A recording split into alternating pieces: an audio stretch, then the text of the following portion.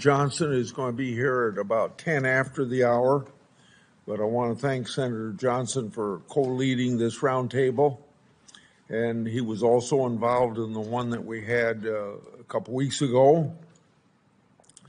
I hope the public understands that Republicans are in the minority, so we can't hold formal committee hearings because only chairmen of committees, which are Democrats, call those hearings. So these oversight roundtables are an important part of the investigation that we do through our respective offices. Senator Johnson and I have a great deal of working cooperation for a lot of our investigations.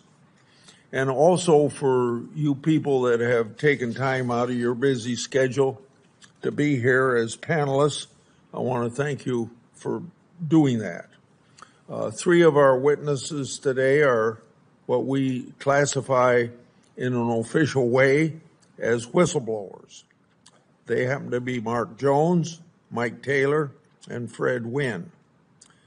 They're patriots, and as I often have said about whistleblowers, too often by our bureaucracy, whether it's these three people or other people, because I've been dealing with this for decades, bureaucracy tends to treat whistleblowers like skunks at a picnic. Today we're going to discuss issues of very significant importance. Public safety is a connection. First, thank you, Senator Johnson. I just told him you weren't going to get here until 4:10. You're pretty fast. Okay, yeah. First, the government's failure to follow the law. And second, retaliation against whistleblowers who alerted the government to those failures. DNA Fingerprint Act of 2005 requires a federal law enforcement people and their agencies to do several things. Law enforcement agencies are required to collect DNA from individuals who are arrested, facing criminal charges, or are convicted, and from certain detained non-citizens at our border. These DNA samples are sent to the FBI database to assist and develop criminal investigations and leads for law enforcement. For many years, the Department of Homeland Security and Customs and Border Protection have failed to follow the law. According to recent protected disclosures by these brave whistleblowers with us today, in fiscal year 2023, DHS and Border Patrol only collected DNA from 30 to 40% of the 3 2/10 million individuals at the southern border. Even more concerning, according to protected disclosures, there are locations at our southern border in which the required DNA collection isn't even happening. Now, my oversight of these issues goes back at least 6 years. November 2018, I wrote a letter to DHS regarding that department's failure to collect DNA as required by law. In 2020, the Trump administration made regulatory changes and required DNA collection take place as the law demands. However, according to protected disclosures, federal bureaucrats put up roadblocks at each turn. Then the Biden-Harris administration assumed power. They simply stopped pushing the full compliance and failed to follow the law. Their noncompliance continues today. In 2023, after receiving new whistleblower disclosures, I wrote a letter to the same Department of Homeland Security. My letter included very precise, internal government data that clearly showed the Biden-Harris administration's failure to follow the law. The records also included FBI records that showed examples of illegal migrants who were connected to criminal cold cases after obtaining their DNA. The crimes included homicide, burglary, assault on federal officials, and sexual assault of minors.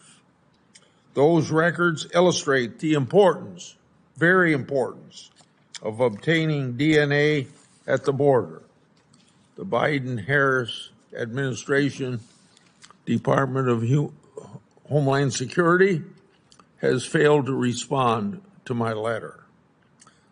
On February 26 this year, I wrote to DHS highlighting the department's failure to respond to my November 2023 letter and requested an immediate response.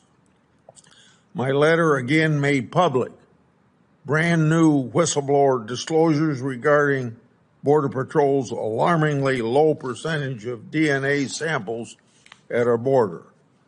Again, I asked questions related to the department's DNA collection practices. Now, to date, which should be no surprise, the Biden-Harris administration's Department of Homeland Security has again failed to respond. The failure to collect DNA has real-life implications. We need to know who's coming to the United States. We need to know whether they're connected to any crimes.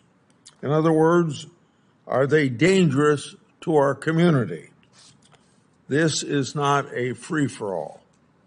The Office of Special Counsel even performed a review of these whistleblowers' protected disclosures. That review said, in part, quote, CBP has failed to fulfill its responsibilities under the law and in so doing has compromised public safety. The failure to collect DNA clearly inhibits law enforcement's ability to solve cold cases and to bring violent criminals to justice. End of that quote. But I want to further quote the Office of Special Counsel. This office said, quote, the agency's noncompliance with the law has allowed subjects subsequently accused of violent crimes, including homicide and sexual assault, to elude detection even when detained multiple times by Customs and Border Protection or Immigration and Custom Enforcement. This is an unacceptable dereliction of the agency's law enforcement mandate, end of quote. Well, take a look and study that.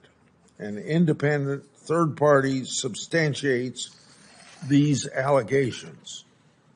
After making their protected disclosures, all three whistleblowers were retaliated against, retaliation that's been extensive and long enduring.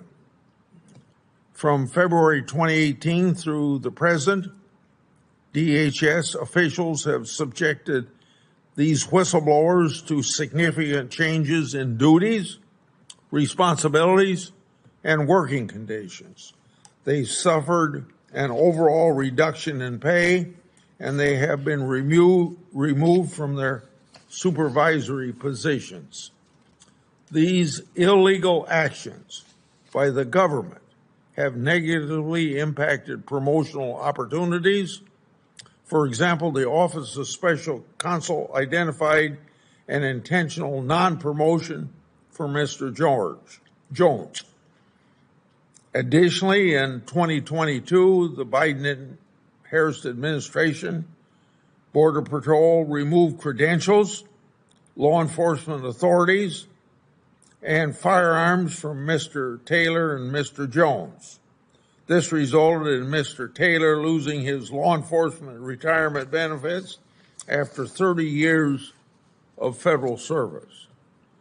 The removal of one's firearm and credentials is the ultimate act of personal and career retaliation. The way DHS has treated these three courageous men is an absolute scandal. The Office of Special Counsel said its investigation supports a conclusion that the government's actions against these three whistleblowers constituted prohibited personnel practices. More recently, Mr. Jones was subject to continued retaliation by the Biden administration. Specifically, Mr. Jones and others within his office were asked to move to a different workplace. When Mr. Jones arrived at his new workstation, he was the only employee without connectivity, power, or phone access at his workstation, which lasted for over 3 weeks. Secretary Mayorkas has failed to cure the illegal actions against these three whistleblowers, and for me to put this as plainly as I can, the government has violated federal law, retaliated against three brave whistleblowers, and continued to refuse to take corrective action. It's a complete disgrace. The supervisors need to be held accountable. This senator won't stop fighting for these whistleblowers. My investigative efforts in this matter will continue.